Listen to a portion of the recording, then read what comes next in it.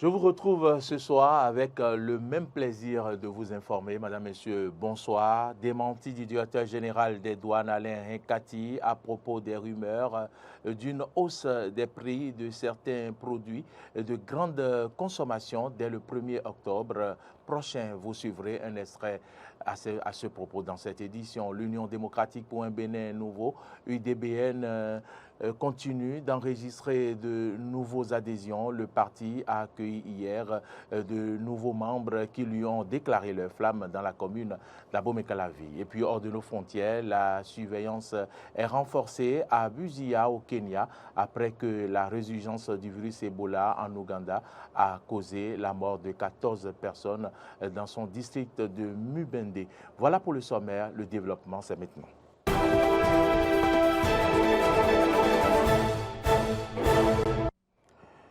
Merci à toutes et à tous de votre fidélité et bienvenue dans ce journal. Je l'annonçais en titre, Alain Hincati, directeur général des douanes, s'est inscrit en faux en ce qui concerne les publications annonçant la hausse des prix de certains produits de grande consommation dès le 1er octobre prochain. Il s'est prononcé à ce propos. Suivons ici un extrait de sa déclaration. Je voudrais vous dire que nous sommes une douane responsable. Nous sommes des partenaires. Nous ne pouvons rien faire désormais sans vous consulter.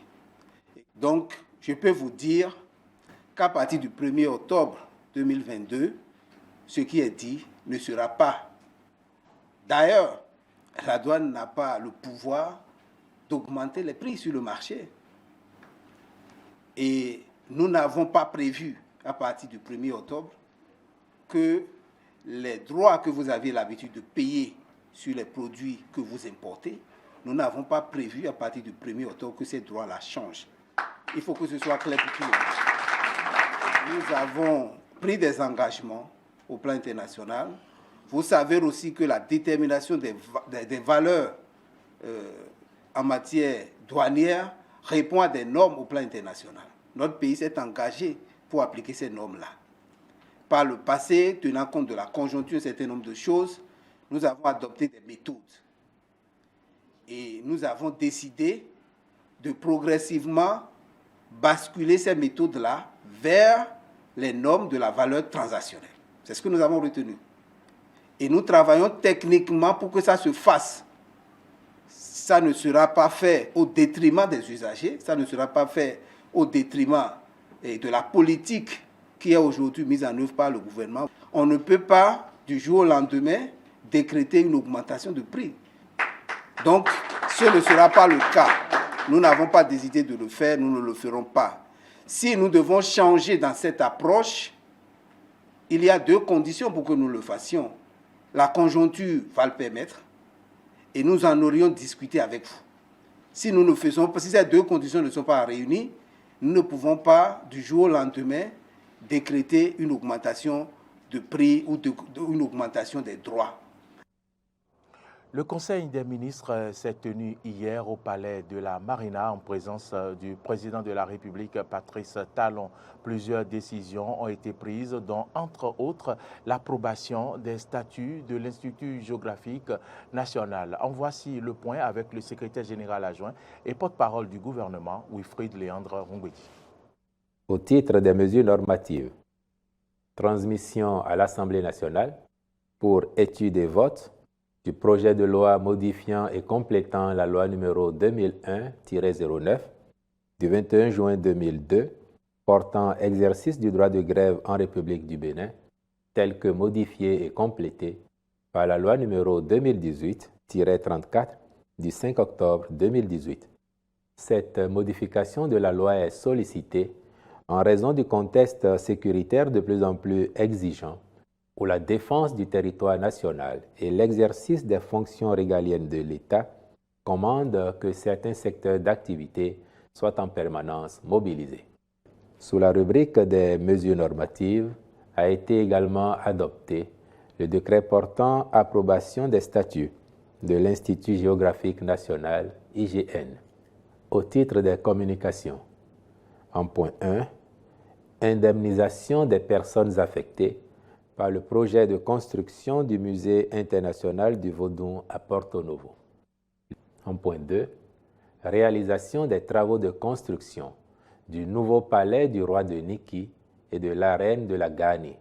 En point 3, installation d'un système de production de passeports ordinaires biométriques à la direction de l'émigration et de l'immigration.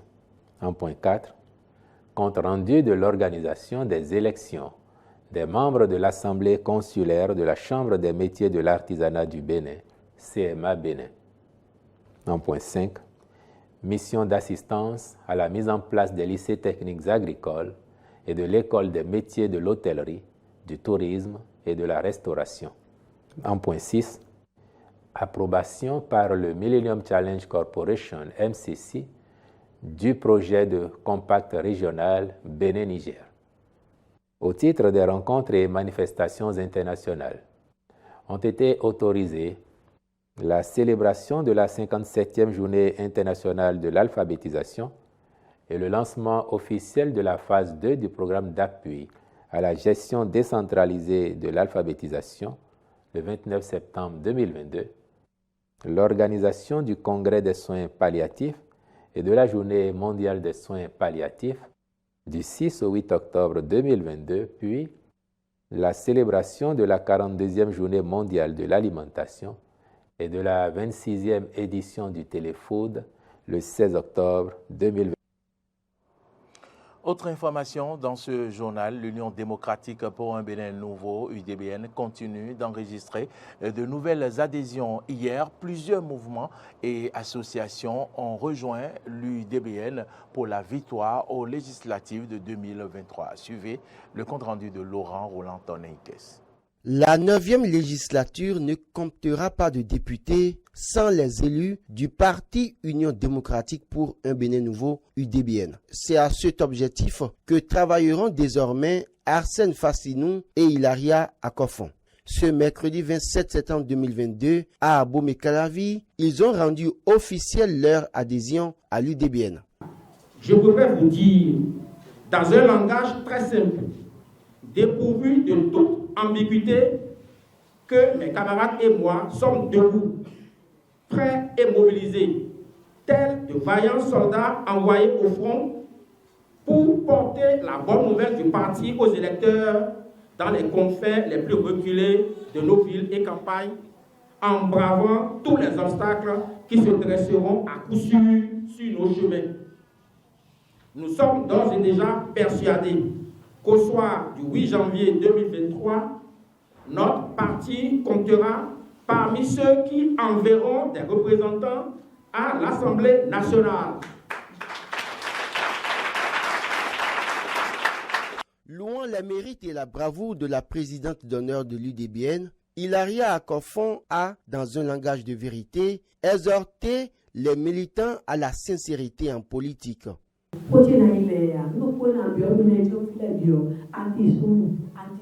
La seule chose que je vous demande, à vous tous qui êtes ici, hommes et femmes, si nous sommes ici pour jouer à l'hypocrisie, rebroussons simplement chemin. Que notre oui soit oui. Ce parti que nous intégrons aujourd'hui, nos arrière-petits-enfants devront l'hériter dans la sincérité et la vérité. Pour Claudine Afiavi Prudencio, ce mariage est pour l'éternité. Elle n'a pas manqué, en sa qualité de présidente de l'Institut national de la femme, de prodiguer de sages conseils aux femmes pour la paix dans leur foyer.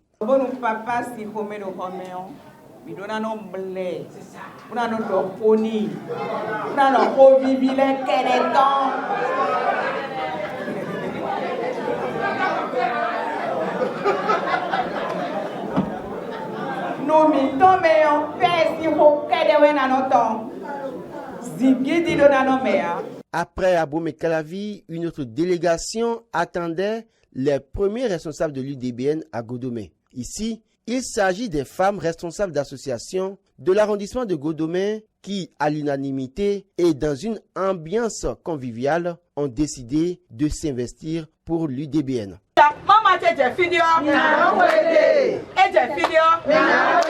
Nous suivons maman partout où elle sera. Tout ce qu'elle nous dira, nous respecterons. Il faut donner une leçon aux détracteurs de l'UDBN et leur démontrer que la dame de fer est là.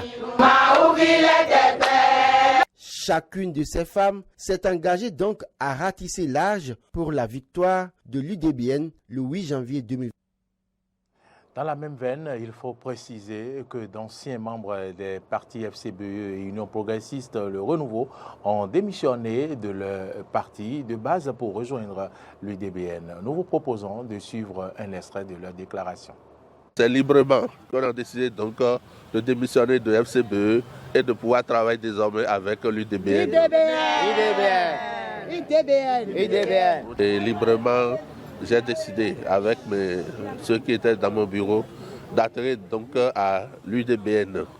Et donc désormais, nous sommes avec l'UDBN et nous promettons travailler avec fidélité et poursuivre donc les objectifs de l'UDBN pour que dans la soirée donc du 8 janvier, on puisse donc avoir le bon résultat, que ce soit donc la victoire. Et tous ceux qui donc nous voient, tous ceux qui ont travaillé avec nous et autres, nous les invitons que désormais nous sommes avec l'UDBN et donc ils n'ont qu'à nous rejoindre pour que nous puissions faire la marche ensemble. Je m'engage avec tout le groupe, tout le bureau à rejoindre l'UDBN. Avant, moi je faisais l'UP, mais désormais j'ai décidé avec toute sincérité de travailler avec Madame Prudencio. Et je décide aussi d'inviter tous ceux comme jeunes de venir travailler avec moi pour que nous puissions gagner avec Madame Prudencio. J'ai décidé d'entrer avec toute sincérité dans l'UDBN et pour que la victoire soit à nous.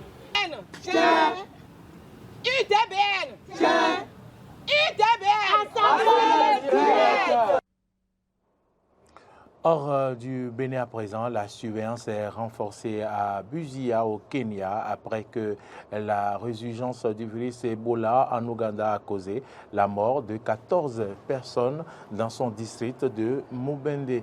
Les deux villes frontalières voient passer quotidiennement des voyageurs et des chauffeurs routiers qui se rendent au Kenya depuis la République démocratique du Congo, le Burundi, le Soudan du Sud et l'Ouganda. Ces derniers doivent désormais se soumettre à un contrôle aux postes frontières de Busia. Le renforcement de la surveillance intervient dans le but d'éviter que le virus ne se propage au-delà de la frontière. Les infections au virus Ebola ayant augmenté dans tous les districts de l'Ouganda, le nombre de décès cumulés et suspectés s'élevant à 23. Les responsables de la ville frontalière affirment avoir contrôlé plus de 5000 personnes depuis que le premier cas d'Ebola a été signalé en Ouganda il y a environ 2 semaines. Jusqu'à présent, personne n'a été emmené dans le centre d'isolement kenyan.